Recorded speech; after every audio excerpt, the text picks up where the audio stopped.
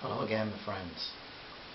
So this is the second part of chapter 3 of the story Derry Wars. This is called Decision, this chapter.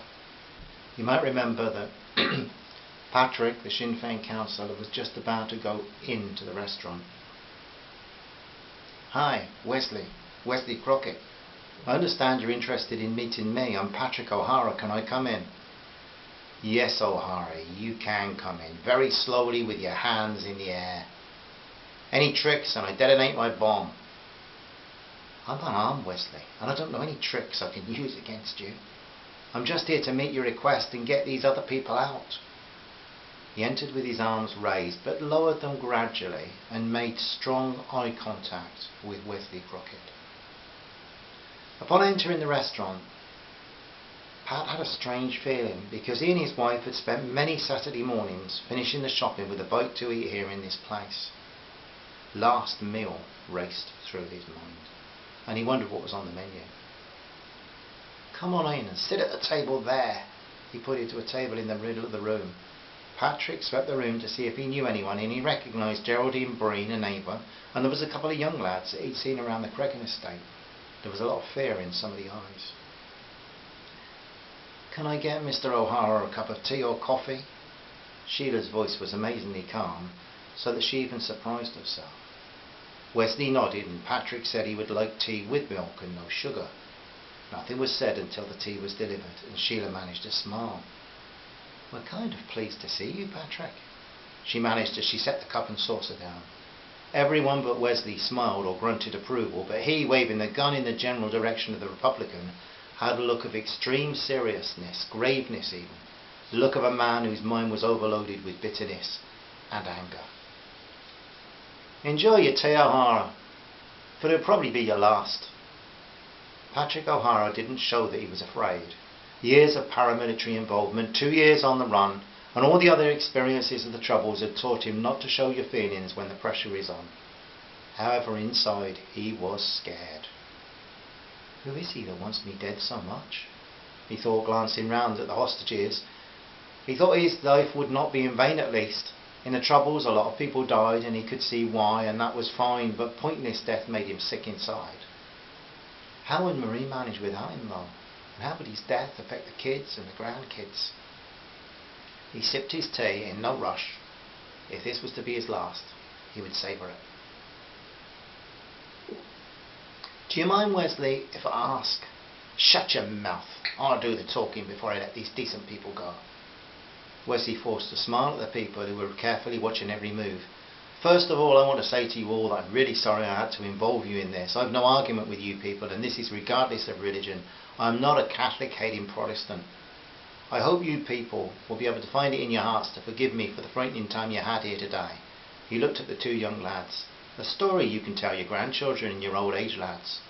Now I'm going to tell you a story. It was also Thursday, April the 5th, but back in 1973. My father was a decent man, and he was a policeman as well, even before the Troubles started. We also had a small farm not far from the Donegal border between Strabane and Castledurg. One spring morning, as I walked down the lane to meet my lift for work, I didn't notice the men in the field, because I guessed the sleeked scum was skulking behind the ditch. I went off to my work in Castledurg and had no idea of the evil being planned behind me at home. There were 3 men at least, but there may have been more. Our home place was up a long lane and fairly isolated. My father had been working nights and was sleeping very soundly, and my mother was at the washing line behind the house. She said in the mist on the hills that she could see a good day coming, but she was wrong.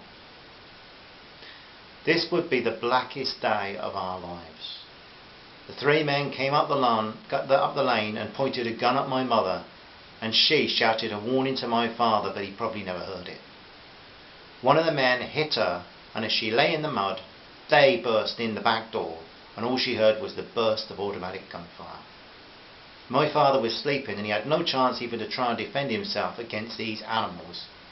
Wesley pointed at Patrick. The leader of these men, and probably the man that pulled the trigger, was this scum. The enraged speaker moved forward and pointed a pistol at the head of the Sinn Féin councillor. A gasp filled the room, because all thought they were about to witness a killing in cold blood. A woman's scream filled the air, and somebody dropped a cup. But it was not Patrick O'Hara. He was sitting, sipping his tea, knowing that it was the safest to do, or to say, nothing to further inflame this man's anger. Moving his head closer, Crockett screamed into the face of his enemy, "Now you know who I am, O'Hara. You are a pig." Patrick O'Hara looked straight into his accuser's eyes and gently nodded his head. He knew that among his victims in the war had been RUC Sergeant William Crockett. He'd forgotten the name, but that was him. And he remembered that morning in the hills of Tyrone very closely, and remembered watching a young man like himself walk down the hillside to the road, watched him get in a car and drive off, and he could still see the terrified look in the eyes of the woman as they entered the house. And yes, it had been him who fired the rounds that took the policeman's life while he dreamed in peaceful sleep. He had not been responsible for hitting the woman, but the rest was down to him, and he considered it an act of war against an enemy of the Irish people. He'd never killed in cold blood before that day, though he had shot a soldier, but that was in exchange of fire on the outskirts of the Derry city. He'd not enjoyed this cool killing of a policeman in his bed, but he was acting on his orders and saw it as part of the Republican struggle to drive the British out of Ireland. Of course, he knew that he didn't have a hope of persuading the policeman's Protestant pro-British son that he was right. The two pairs of eyes met and locked, searching for what was in each other's souls. Patrick almost wished the hostage taker would pull the trigger and get it over with. He'd shown no mercy, so he wasn't expecting any now. Time seemed to be locked. Patrick wondered if this was what hell was, to be frozen in the second before the gunshot, so that you would feel the fear for eternity. However, though it may have seemed to both men that eternity was now, Wesley Crockett remembered that the two men were not alone. Slow images of his mother flashed into his mind, and he remembered the normal woman who became a mental scrapyard on the day his father was killed in his bed. He wanted to kill O'Hara, but not in front of the innocent people who he agreed to exchange for his intended target. He kept the gun pointed at the Republican, but he said to the others in the room that they should leave now except for Sheila. "You can go if you like, but I'd like you to stay a little longer if you would, Sheila." Sheila looked a little confused, stood near the entrance as the others collected their phones and left. Ignoring the shouts of her boss to leave, the people filed out in silence, some in deep thought, at least one in prayer, and the young lads afraid but too proud to show it. As they left the building, Inspector Sheldon asked if all were out of the building, and one of the lads shouted as he crossed the street, "No, Sheila's still there with the gunman and Patrick O'Hara. Stupid girl stayed." "Why?" Inspector Sheldon asked the question that the girl was asking 3 flights above. "Why did you want me to stay, Wesley?" Her head was racing from all that had happened. She couldn't really understand why she hadn't left, and she knew her parents would think she was really stupid. So that's the second part of chapter 3, but chapter 3 has got more to come yet.